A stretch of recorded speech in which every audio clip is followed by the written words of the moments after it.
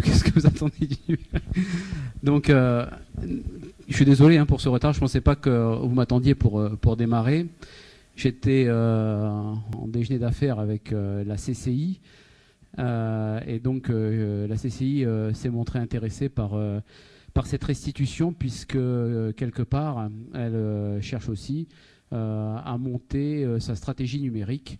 Et donc, pour un peu s'inspirer de ce qui a été fait à l'université, j'ai donc invité notre collègue Céline Sauvich, qui dirige l'EGC, l'école de commerce et de gestion donc de la CCI, invité à assister à cette restitution. Donc voilà ce qui explique un petit peu ce retard, j'en suis désolé. Merci donc à toutes et à tous de vous être rendus disponibles pour cette présentation du schéma directeur numérique de l'Université de la Nouvelle-Calédonie. Je ne sais pas ce qu'a dit Tourevan, donc je ne vais peut-être pas être trop redondant. Quelques mots, une opération qui est montée avec la Caisse des dépôts, qui finance à 80% notre schéma directeur numérique et à 80% notre schéma directeur immobilier. Voilà, c'est en fait une déclinaison locale des accords nationaux passés entre la Caisse des dépôts et la conférence des présidents d'université. Ce qui fait que, bon, on fait partie, je crois, à l'heure actuelle, de la dizaine d'universités disposant d'un schéma directeur numérique. Donc, la présentation qui va vous être faite va certainement mettre en exergue un petit peu les grands axes de cette stratégie. Un axe qui sera dirigé vers les usagers, à savoir les étudiants, notamment, principalement, les personnels également, au travers de la carte multiservice.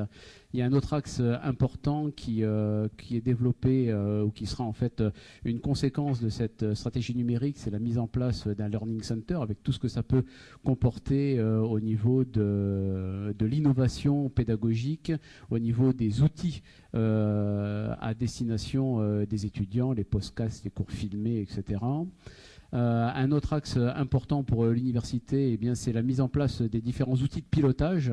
Passant au RCE, il nous faut, on va dire, des outils de pilotage fiables. Alors, ils sont déjà développés à l'université, que ce soit par l'agence comptable, que ce soit par la GRH et par le service informatique. Mais donc, demain, un changement d'échelle. Ce sont également des recommandations organisationnelles qui sont déjà déclinées à l'université. Les services centraux se sont penchés avec le CRI actuel pour redéfinir un petit peu les missions de chacun et passer du CRI d'aujourd'hui à la DSI de demain, c'est-à-dire donc la direction des services informatiques.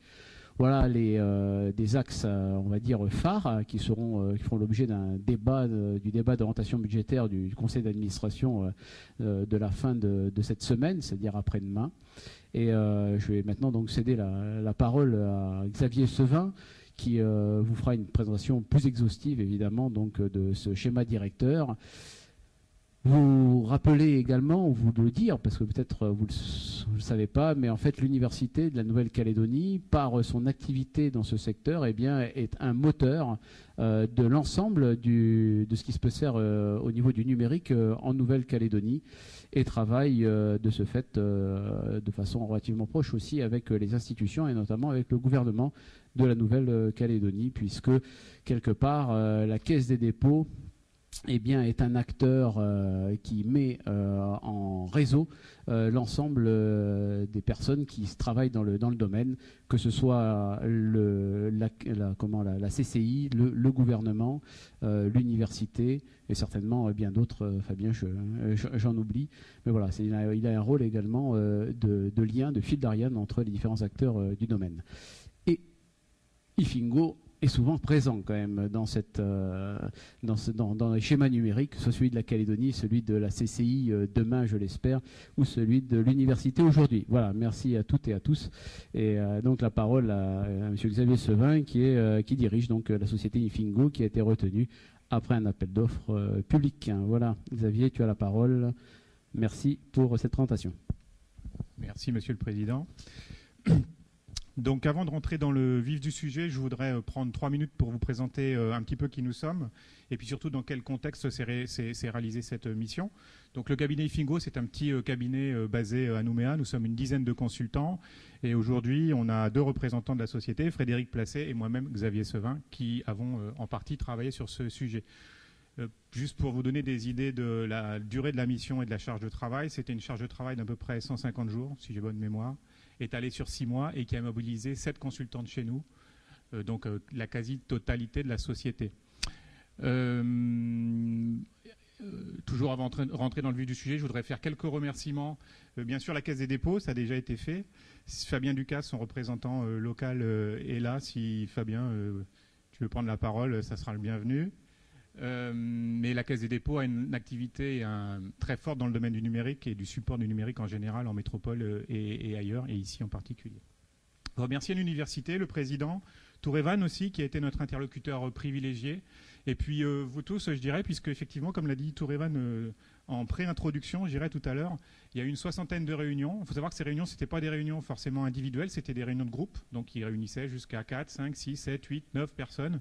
Donc résultat, ça a pris pas mal de votre temps et on vous remercie pour le temps qui a été consacré. Et c'est à travers ces réunions qu'on a rencontré tous les acteurs de l'université ou les représentants des acteurs de l'université. Voilà. Frédéric et moi, on va se partager la présentation. Donc je vais passer la parole à Frédéric sur la première partie.